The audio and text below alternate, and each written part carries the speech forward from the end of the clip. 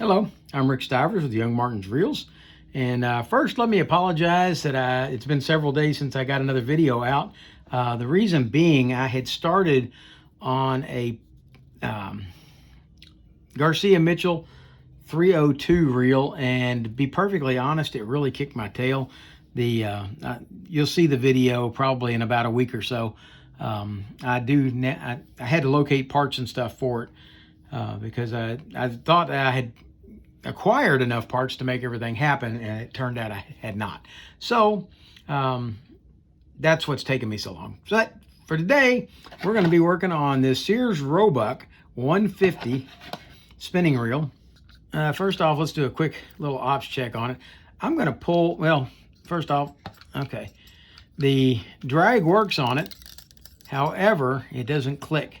So we'll have to take a look at the clicker on that, see what's causing that. I'm going to take the spool off and move it off to the side so that we don't get this line trapped all up inside this thing as I ops check the rest of it. Let the clicker pause there. Okay, we should be able to fix this. This should just be the clicker wire here, so we should be able to fix that. All right, let's see how the rest of it works. Let's see how the bail works. It's pretty slow. Look at it. Yeah, we'll have to work on that. And starting in this video, I'm planning to take the bail out on every single one of the spinning reels that I do from now on, because there are going to be people, even though I'm telling you don't do it, there are going to be times when you're going to have to do it because maybe you've got a broken bail spring, maybe you've got so much grime and stuff underneath here. So I'm going to teach you how to do it without taking it apart, but then I'm also going to show you how to take it apart so that you can fix it yourself if necessary.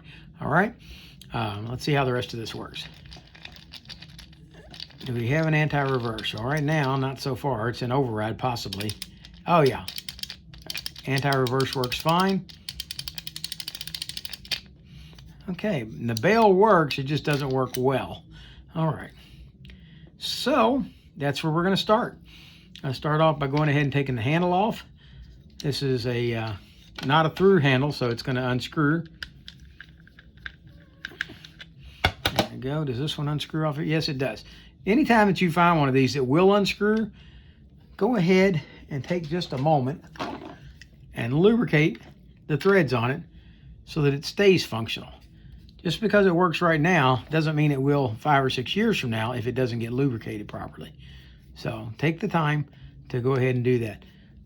We'll put a few drops of oil in the handle here. Spin that around a little bit.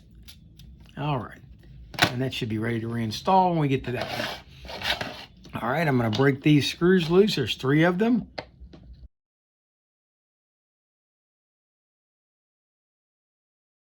All right, I got all 3 screws broke loose. Let's take them out.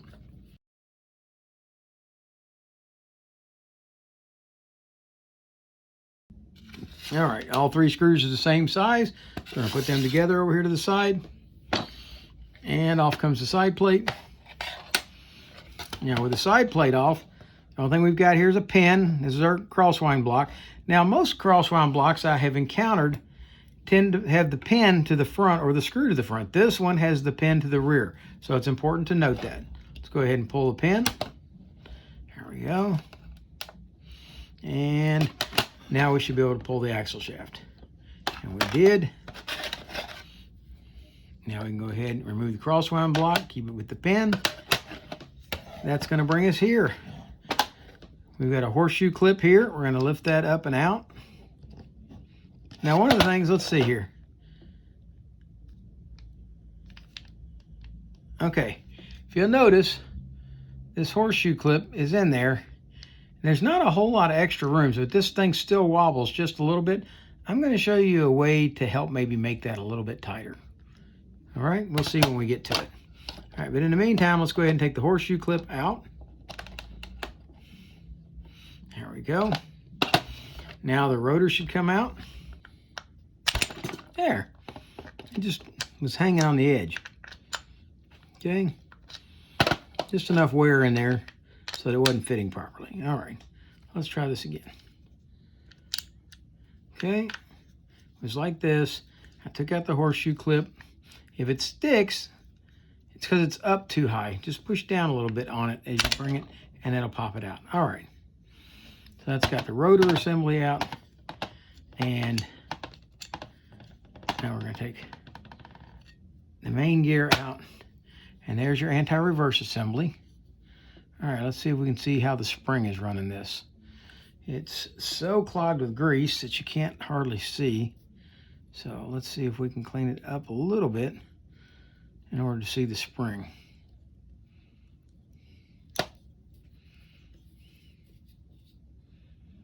Oh, that's important.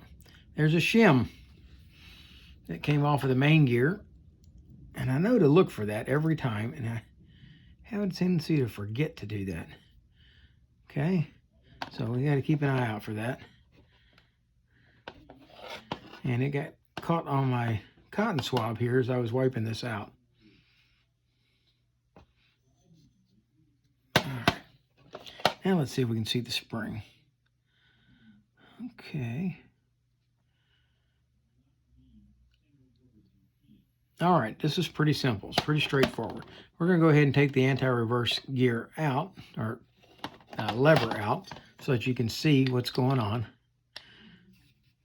In the spirit of things, I'm going to try to stay with that same thing all the way through, including the anti-reverses, the ones that come apart.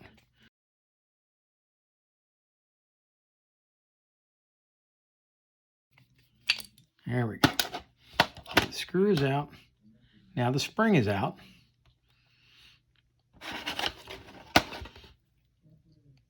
And the lever is out. Okay, so we're going to clean all that up, and we're going to put it back together, and I'm going to show you how that spring goes in there.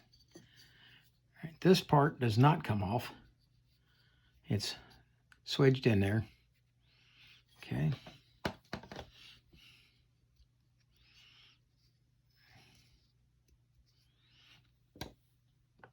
All right, at this point, we have almost everything taken apart.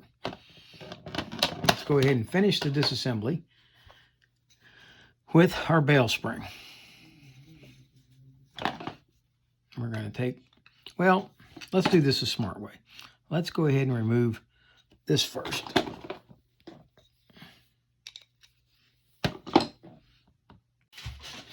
All right, we're going to start off by taking off this nut off of the bail spring, bail wire. Okay, with that off, the nut and the washer, the two of them. Now we'll pull this out, and to keep it all together, we're going to put the washer back on and the nut back on. Now we'll come to this side, and we're going to take out this little micro screw right here.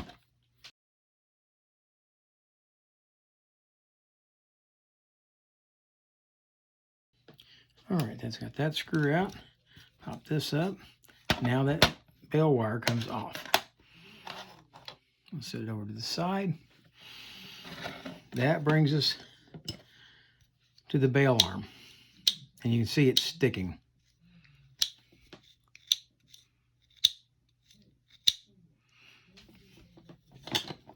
So we're going to remove the screw.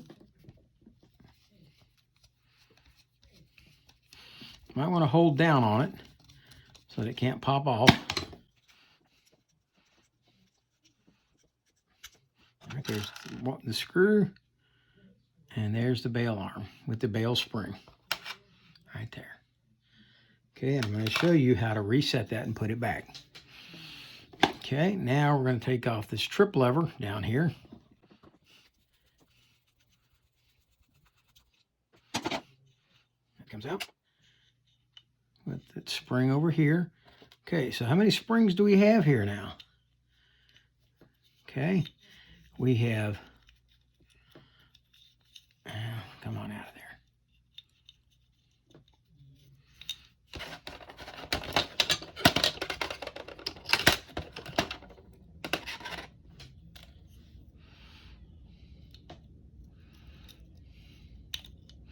All right, we have this one that goes to the anti-reverse. We have this one over here that goes to the bail arm. And we have this one that goes to our trip release. So those are our three springs that we have so far. And I think that's pretty much it. I think we'll be done at that point. Okay, so now everything is taken apart. And I believe that we're ready to scrub everything up, get it clean, and when we come back, all the parts will be clean. And, oh, hang on, one more thing left to disassemble. Set this over here. Let's go ahead while we're here and take our drag assembly out of our spool. We're going to cut this excess line off of the spool. And let's take the drag assembly apart. Be careful, keep your thumb on top of it as you hook that wire up and out of there with a screwdriver. Now we'll take the drag washers out. There's one.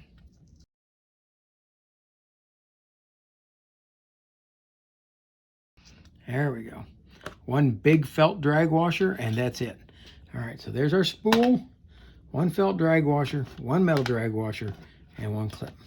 Now on the bottom side down here, this is our spring wire that trips. This is what our clicker on the axle shaft right here. That's what this axle shaft clicker is going to ride on, is that clicker right there.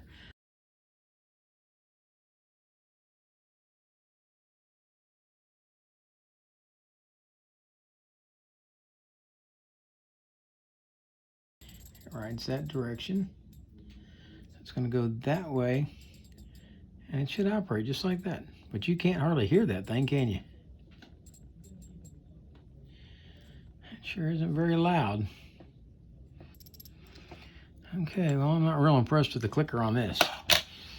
All right. I'm going to take a break, come back, and when I come back, all these parts should be clean and ready to reassemble. All right. We're back, the parts are clean, and we're ready to reassemble. We're going to start off by putting this rotor back together. We'll start off, see this angled edge down here? Okay, that part goes down in here, and this straight edge right here is going to go through this hole in the side right here. See the hole? Yeah, that's going to go through that hole. Slip that in, drop it in, it sits just like that. Now I'm going to cheat. I've got this screwdriver, and I really thought until somebody asked me this week where I got it from. I bought this screwdriver at a yard sale, and when I was a kid, my dad had like 10 of these. My stepdad too. And so I thought these things were a dime a dozen. I just saw it at a yard sale, and I grabbed it. Hey, I remember those. And when somebody asked me where to find one, I went looking on eBay, and I couldn't find one anywhere. So if you are lucky enough to have a screwdriver like this, great. If not, you're going to have to reach down in there and get your screw started either with some other type of screw starter or your fingers. All right, so what we're going to do, we're going to take this screw, we're going to put it down here, and we're going to get started. Now, if you've got one of these, don't screw it all the way down, because that's what breaks the tips of these. I broke plenty of my dad's when I was a kid, which is probably why there's not any more left anymore. I'm probably responsible for having broken them. All right. Let's see, when this screw goes in, it has a shoulder on it, and the shoulder has to fit down through that lever assembly. All right, if when you tighten the screw down all the way, the lever assembly doesn't pivot like this easily, you've got it trapped under the screw. So make sure that you've got it so that when you tighten this down, and don't over tighten it, just nice and snug, that fits like that. All right, now we've got this spring right here. Okay, this spring's going to go in. This side here is going to fit. Let me get a pointer. Right up along this side right here. And then this loop right here is going to fit around the head of the screw. Once you've got that in there, this part's going to be sitting over to the side right here. And what you're going to do is you're going to use a pair of needle nose or hemostat, something like that. And with this held in this position right here, you'll lift it up and flip it over and get it hooked so that this will be spring loaded to pop over that direction right there. Let's go ahead and do that.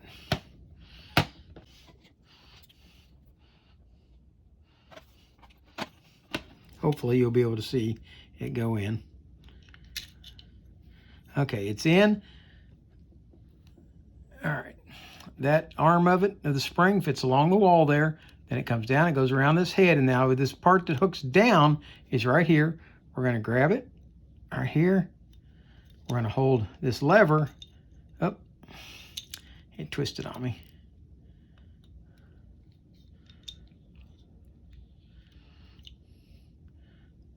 We're going to hold that lever in place and hook the spring around, which it didn't do it. Let's try again.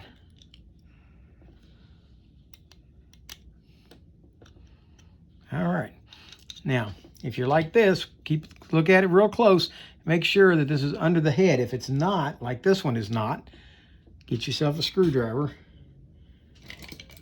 and make sure that that pops down under that head. Like, it's still not there. Come on.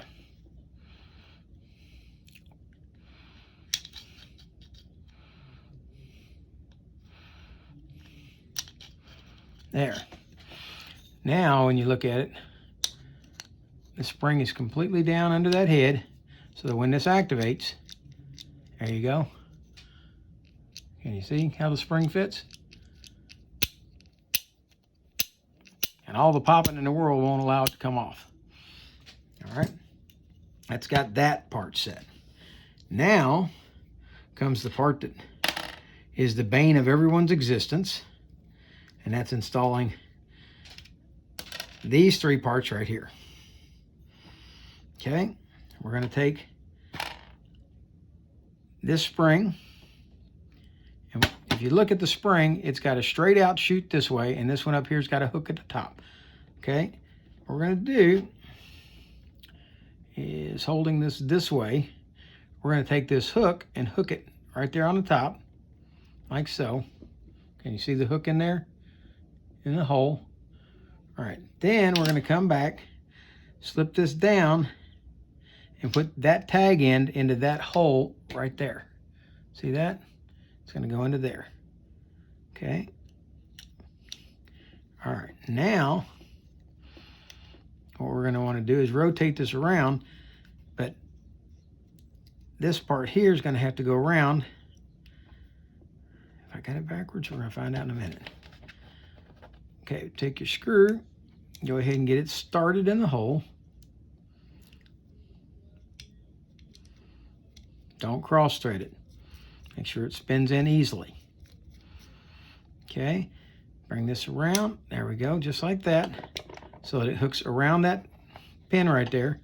Then start screwing the screw down. Now the screw, it's got a shoulders just like the other lever did.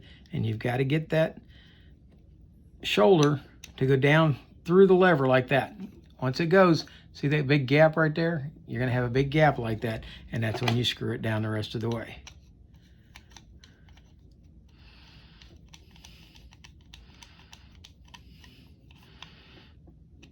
All right, now that you've got it screwed down,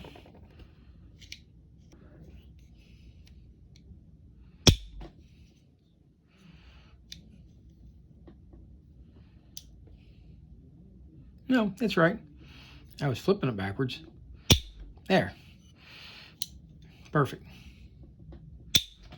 All right. Now we can come back and reinstall our bail wire. We're going to put this side in first, hook it in over here, and remember it's got that little teeny tiny screw. It's going to go right in that hole right there.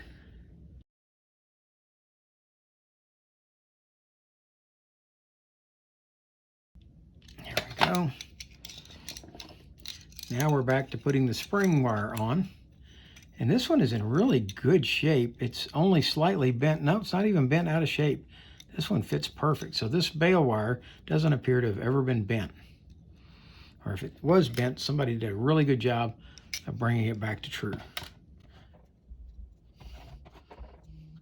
Okay, I'll screw that down. Tighten the nut.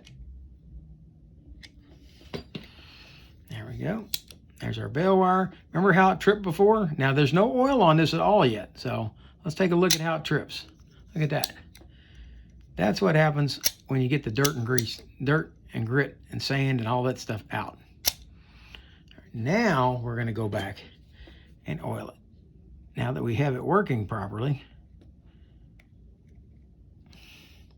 we're going to put a drop of oil in here, top and bottom of that pivot. Put a drop over here. All right.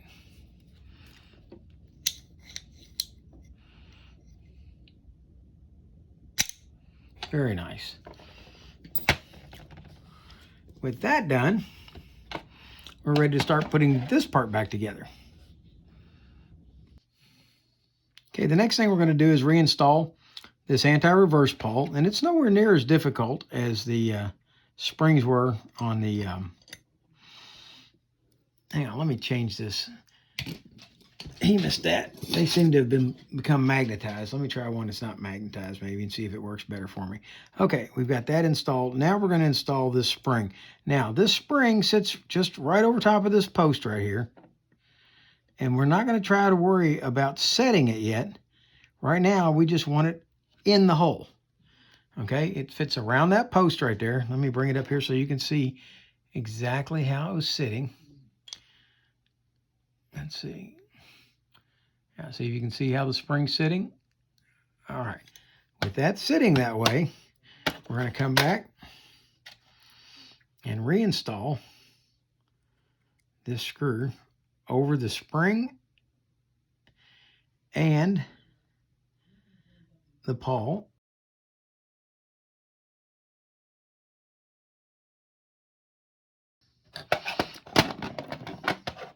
Okay, once you've got that screwed down, come back, grab hold of your spring, lift it up, and pull it over your anti-reverse pawl. Now you could probably leave it, no, it won't do it there. Okay, so we're going to go one more layer back like that. Okay, now, there you go. That's got it hooked. See how it sits?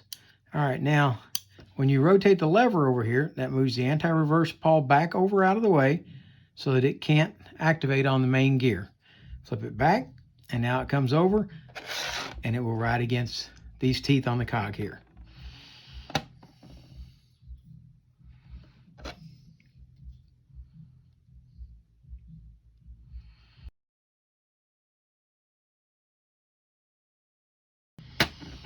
All right, you remember that shim I told you about? Well, I seem to have lost it, so I'm going to stop right here until I locate it.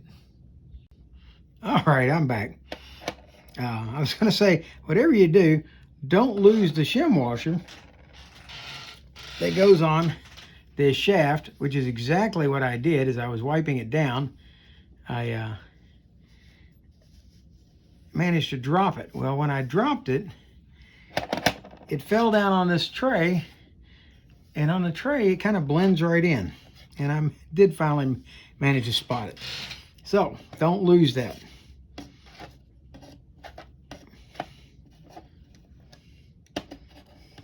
And it's really thin. It's like 5/1000ths of an inch. All right. Matter of fact, why don't I, just in case somebody does lose one, let's find out how thick that is. I can't guarantee that it will necessarily be the same size as mine, but let's see how thick this one is.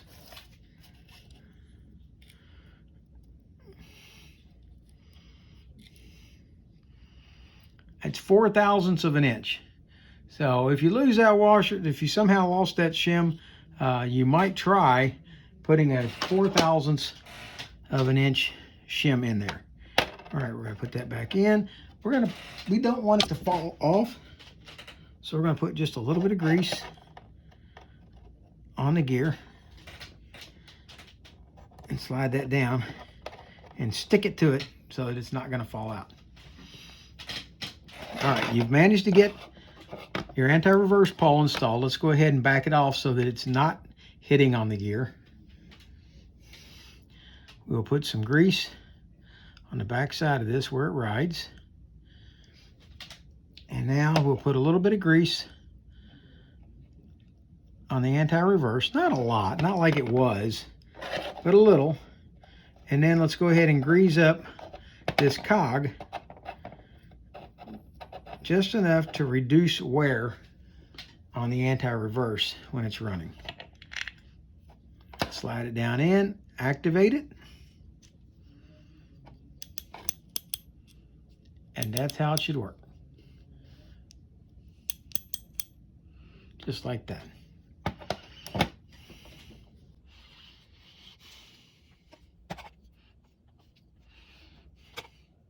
All right, at this point, we should be ready to reinstall the rotor back in. So we're going to go ahead and grease up the pinion gear. By the way, we inspected the pinion gear. This one is starting to show some signs of wear, but it does still seem to be functional. It might chatter just a little bit, but it should still work okay.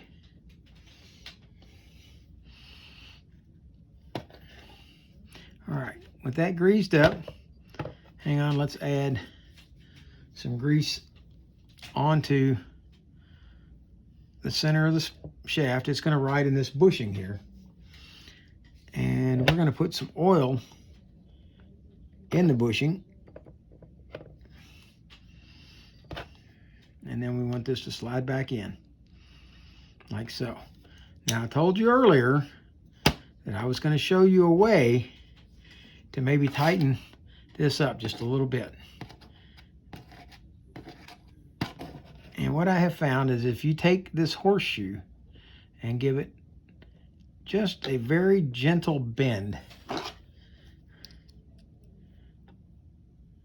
like so. If you look at it, you'll see it's a very slight bend that I put in it. Okay? Yeah, see how? Then when you slide it in, slide it with the bend facing to the rear of the reel and slide it down in there. And I have found that that tends to tighten this spool up quite a bit. Not perfect, but it does tend to tighten it up, and it seems to last a while. Okay?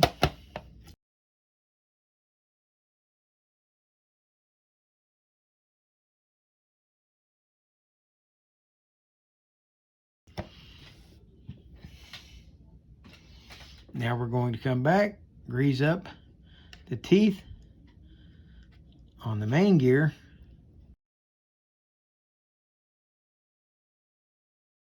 Then grease the face of the main gear where the crosswind block will ride. Rotate this around, put the crosswind block post all the way to the rear, like so. Now let's grease up the crosswind block.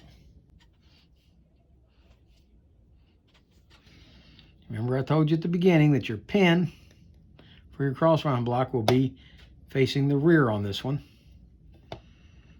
Slip it down in there, like that. Now we're going to oil the axle shaft. Slide this in, line up the pinhole right there, like so, and insert the pin. There it should be installed. With that done, we're ready to put the side cover back on.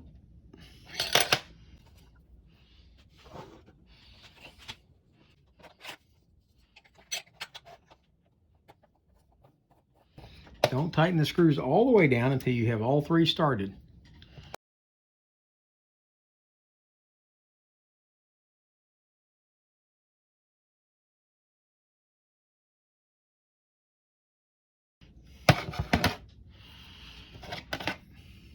You can reinstall the handle.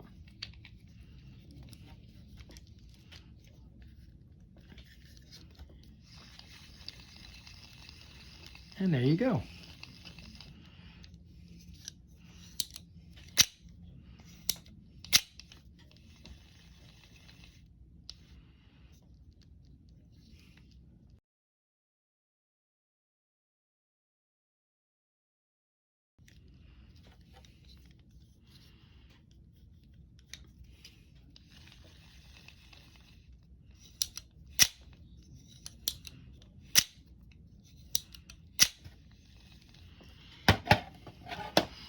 with that done, we're going to put the spool back together. Put your drag in. This, wow. This felt drag washer has really been abused. It's stuck together. We're going to try to loosen it up just a little bit. See if we can't deflatten it just a little bit.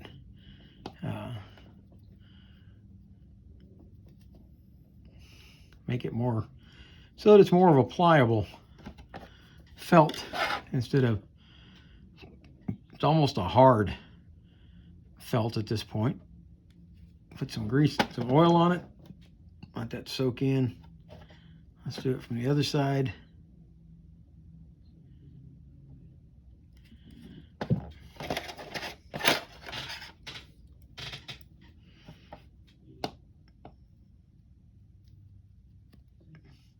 Kind of make it like a sponge. Trying to soften it up just a little bit. There we go. That's better. Okay, put that in your spool. Follow that up by the metal drag washer. Follow that up by the metal clip. Now, you don't want the very tip of this to be in either of these two holes right here.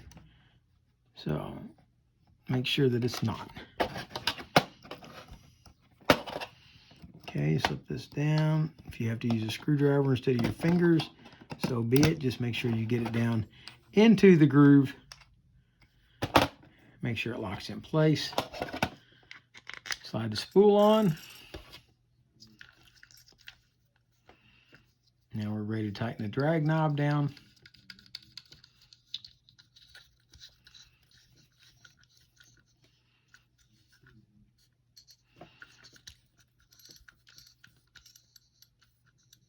If you listen very close, you can hear that clicker, but it's very faint. Okay. Anti-reverse is off. There we go. Anti-reverse is working. Get all this extra line off of the spool out of the way. And let's try our drag. That's too tight. That's too loose. That's better. All right.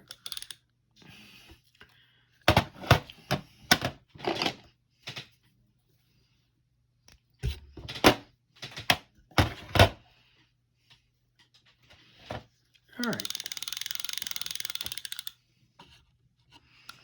Slide out a little bit. There we go.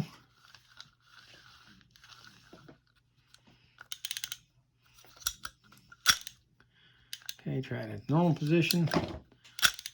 This thing is. There you go.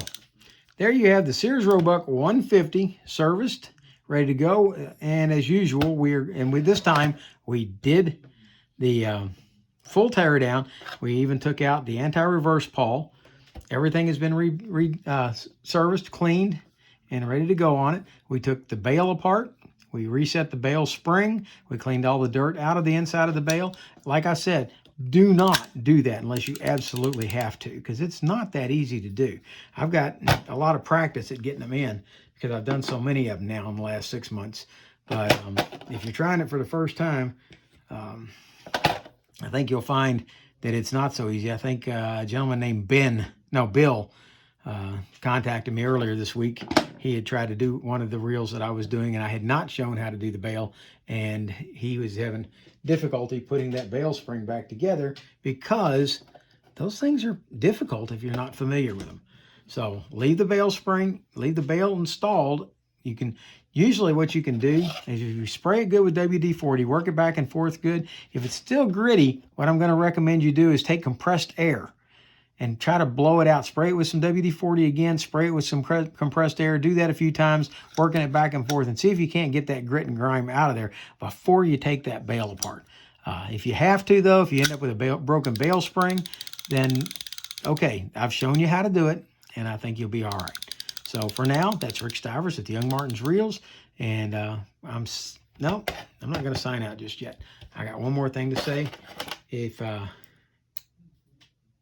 you like this video, please hit the like button. If you want to see more videos like this, please go ahead and subscribe.